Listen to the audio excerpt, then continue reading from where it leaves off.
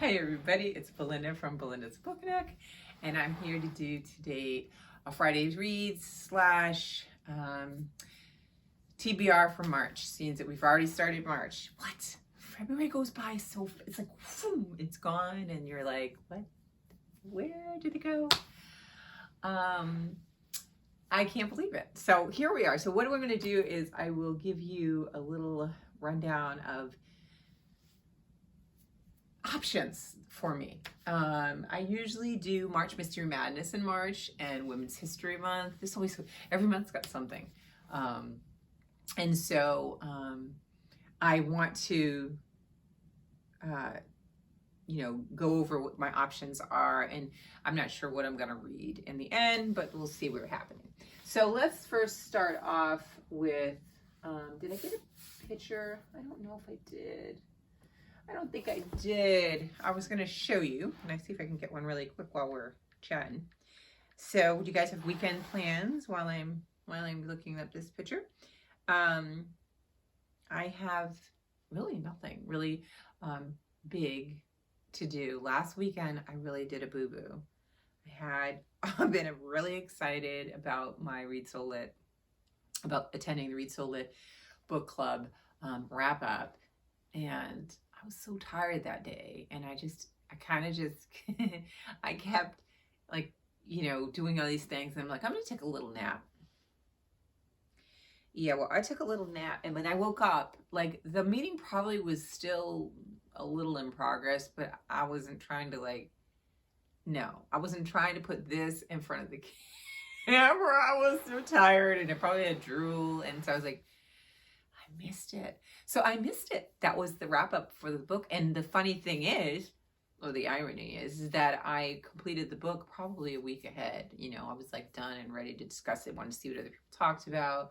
So I had to send Dee Dee a text and say oh, I'm so sorry. I blanked out, and I wasn't trying to have that happen. It's just, some days you just are tired and you just got to do what you got. Your body tells you what it wants to do.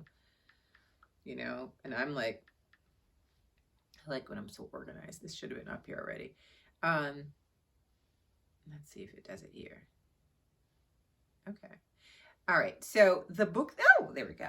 The book that I'm going to read with Read So Lit for this month, and discuss with members, because I'm going to be at this meeting. And this one is Perfect Peace by Daniel Black. And this is the cover. The cover is really gorgeous. Beautiful. And if I remember correctly, without having to try to fiddle and find it, I believe this one was about a child that was raised all the way until about the age of 8 or 9 as a girl. And then at that age, their mother told them that, no, in fact, you aren't a girl, you are a boy. And that from now on, you have to act as a boy. So this one's going to have some really lively discussions. I remember seeing this book. Do you remember? I don't know if you remember seeing the cover, just because I was like, oh, what a pretty little cover. It's so cute, and it's so sweet and loving. And and I didn't even know what it was about until, this came up for our read. So I am going to be reading this one. I have got it in ebook form, and then from the library, and that runs out, I think, only in 14 days. So I want to have it till the end of the month. So I've put a hold on one at my library. So I'll get a physical copy of one to have, so that I can kind of put page flags in it, and then be able to discuss it with the group. So that's what I'm going to read for Read So Lit book club for the month of March. And then, all right, so, oh, and update, I'm doing really, really well in my book journal. I have been making really good progress getting in the reviews. The only thing that I haven't completed is some of the initial pages, one of which is just because I haven't taken a picture of it, and that's going to be my TBR cart, which I will be showing you guys this month because I don't want to wait too far into the year. And like I said, I'm only doing the top shelf on it, and I've already started putting things in it. I'm not settled. I kept a couple of things from last year. I put a couple new. There is wiggle room, like y'all suggested, to put some new books that come in my way. But yeah, we'll see. We'll see how I do. I don't think I did that great last year with it, but I like the idea of it, and I like to visually see it and have a reminder of what I would like to be reading. So yeah, this is coming along nicely. So now the other thing that I do in March, like I said, is Women's History Month. And do I have everything that I wanted to show you? Yeah, so one of them, I don't know if I can get the cover on here. Actually, maybe I'll get it on this too. One of them is, I'll do this one first because I have it out here. I have some physical, some e-books, and sometimes it's hard to get to the covers of them on them. But this one I showed you when I talked about the graphic novels for Black History Month. And this one is called Wake, The Hidden History of Women-Led Slave Revolts by Rebecca Hall, and it's illustrated by Hugo Martinez. And this is the one that I talked to you guys about in that video. For all of you that watched it, if you didn't, you know, it's a black and white, but it is supposed to be about these women-led slave revolts. And I've never heard anything about that in anything that I've read about history or heard anything. So I'm really excited about that. So this one's really great. It's good because it covers history, and it's going to be for Women's History Month. So the other one that I wanted to do is, because I don't think I have, let me see. Yeah, okay, see if we can get the cover on this one. Loading. Yeah. Oh, good. So this is the cover. This one is Queenie, the Godmother of Harlem. This one is another graphic novel, true story about this black woman that I guess the way, you know, I don't want to call her, she wasn't a gangster, but she was a legendary mobster, I guess, you know, and I have heard nothing about her ever. So it's another one of those unknown things. So that I like things like that. So I'm thinking of that for Women's History, those two books. And then for March Mystery Madness, I believe that's usually, the founders of that are Troi Towel, and it's at Troi Towel. I'll link him below. And Lizzie Faye, I believe it is. And it's at Lizzie Faye Loves Books, right? Yeah, I have to write it down because I didn't remember. And they usually have prompts, but I've decided that I may document the prompts in my book journal, but I'm trying to stay from buying other books or having to get other books than what I have. So I'm going to try to use books that I do have, although I will be a hypocrite because one of these books I did just buy. And another one but I've had for a little while right now that I got from the Boston Book Festival. But I'm trying to read more of my books, and I feel like sometimes when you get the prompts, as lovely as they are, if I can't find it in there, I always feel compelled to go get something, and I don't want to keep doing that. So I am going to, for March Mystery Madness, my options are, and I think they have a theme. I don't know if there are, sometimes they have an acronym you follow. I can't remember if there is something, but I believe their theme is spring cleaning, and you can always loosely interpret it any way you want. I don't think any of the books that I have picked follow that theme, but the key is they want you to read mystery. So I will be doing some mysteries. So I'm going to do a buddy read with my sister, and we're going to do Colson Whitehead's Harlem Shuffle. He was the author of The Underground Railroad. This was kind of his first, I think, foray into mystery, I believe. I don't think he's ever written anything that's a mystery. And I've been told that part 2 to this book is coming out this spring or summer, maybe early summer or late spring. So it would be kind of nice if I read this year, and then I could read part 2.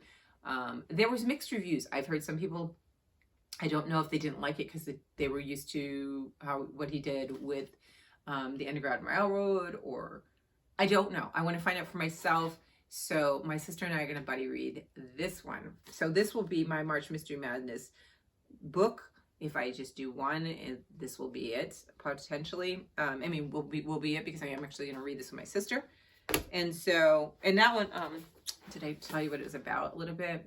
To his customers and neighbors on 125th Street, Ray Carney is an upstanding salesman of reasonably priced furniture, making a decent living for himself and his family. Few people know he descends from a line of Harlem hoods and crooks, and that his facade of normalcy has more than a few cracks in it. Harlem Shuffle follows Ray through 3 different capers and a gritty tour of the uptown underworld. In 1959, his cousin Freddie joins a crew who plans to rob the Hotel Teresa, the Waldorf of Harlem, and volunteers Ray's services as the fence. The heist doesn't go as planned. They rarely do. And in 1961, a personal slight dispatches Ray on a unlikely and dangerous scheme of revenge. And finally, our humble vendor of home goods must rescue a loved one from a scheme gone wrong, while Harlem smolders in the aftermath in the 1964 race riots. So we'll see. It's a family saga. It says masquerading as a crime novel, a hilariously morality play, a social novel about race, power, and ultimately a love letter to Harlem. So that sounds kind of fun and interesting, and a lot to talk about with my sister. So we talk every day. So I think it'll be funny to like read it along with her and discuss it along the way. All right, so we have that. The other one is one that I got at the Boston Book Festival, and that's The Verifiers by Jane Peck. This one I liked because, again, it was by a woman of color. And let's see, Claudia Lynn is used to disregarding her fractious family model minority expectations. She has no interest in finding either a conventional career or a nice Chinese boy. She's also used to keeping things from them, such as that she prefers girls and that she has just been recruited by Veracity, an online dating detective agency in New York with its own secrets. A lifelong mystery reader who wrote her senior thesis on Jane Austen, Claudia can't imagine a job more fun or to her family less suitable. But when a client goes missing, Claudia starts digging deeper than she's supposed to, right into a maelstrom of intrigue and deceit. Part literary mystery, part immigrant family story, The Verifiers is a witty and incisive examination of how technology shapes our choices and of the nature of romantic love in the digital age. I think it sounds really good. So that is a good option. And if I can get through the Colson Whitehead with my sister and some of these other books, I'm definitely going to pick this one up as another one. Now, in the meantime, I put things on hold when I know they're coming, and they just come when they come. And sometimes I send them back, and sometimes I say, hey, let's just go for it and let's see if we can do it.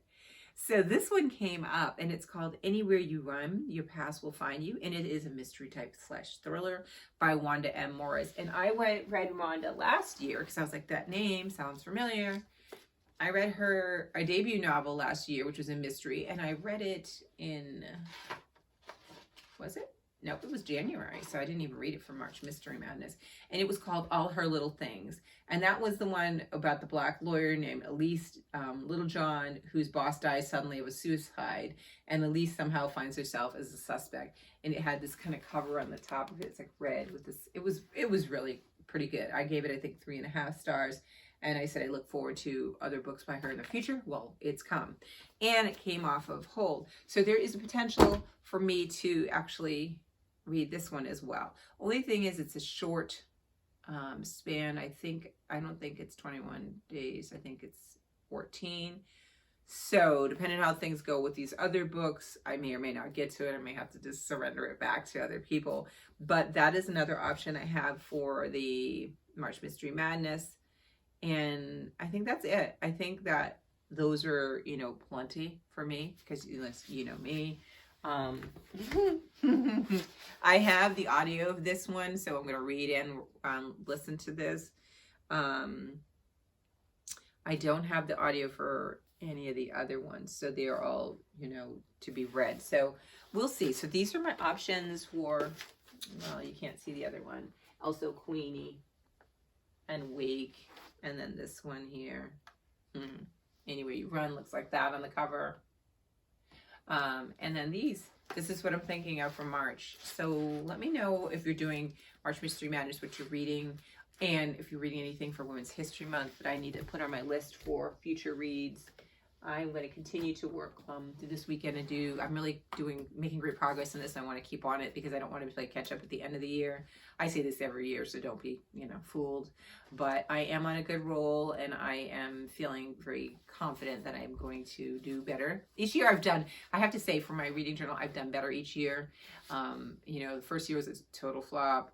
The next year was a little better. Each year I get a little further. I love doing December, like, reflection month. I think that is fun if you all ever consider it. I know we all feel the pressure of reading, like, having all these TBRs every month. But if you plan your year and just, move things that you might have read in December into, spread it out throughout the rest of the year, then December can really be, really thinking about it. Like, I asked questions and then I would answer it, like, like, how many male authors did I read? And, then I would go back and look, and then I would write in little thoughts about that. Or did I feel like I read more nonfiction, which I did, than I did? Why is that? How do you feel about that? Do I think I want to next year? What do I want to plan on doing? And it get me really in the good mindset for thinking about this year. So I think December is a fun month to do that. And it doesn't mean you can't read. You can read something along the way. I think I read more or less in December, like articles, reference books, things like that, like just dabbled in them. I didn't like go with the intention of reading a book from beginning to end. And I kept it really short, and then I just focused on that. And then the ideal would be that I'm really just wrapping up any like leftover things that I didn't get to do in the journal, and then doing that analysis. But I did have some catch up, and I still have a little catch up in that one to do, to complete it to the best of my ability. I do feel like I'm giving myself more grace in the sense that whatever I did is whatever I did. It doesn't have to be every book. And I'm also not putting much pressure to put every book I read in here, and also to give less space for books that aren't necessarily, they don't require. Typically I do 2 pages for the books in here. So sometimes, like, it might be a graphic novel that it was like very few things that I need to say and maybe pull some quotes from it. I will only do 1 page on that. So I'm giving myself a lot more grace in terms of what the expectation is, and that makes this a lot more fun than it being a chore and me like, oh God, I didn't get it, didn't write it, I'm behind, we have enough pressures in life. We don't want this to be that. But I definitely love to keep it, and to be able to look back and see what I've read. And for me, who always forgets like what I've read like yesterday, it's really a lifesaver, because I can look back, like when I was looking at that one by Wanda and Morris, I remembered it, but I couldn't remember exactly what it was about. And as soon as I read like the first few things that I wrote, oh yeah. And sometimes I'll even, if I don't have a lot to say, I might even just put the description of what the book was about, and then a few sentences or a paragraph about what I thought about it. And then there's other books that I might write more, or there's some books that I will just put quotes in here, and that's what my takeaway was from it. So I've changed the way that I'm approaching it. Each year it's been modified, and one day it's going to be, like perfect. But I like the way that I'm going with it right now. So I'm going to keep on that. Let me know what you guys are reading this weekend, and I will talk to you soon. My feet are freezing. That's why I'm sitting on my feet. I'll talk to you soon. Bye.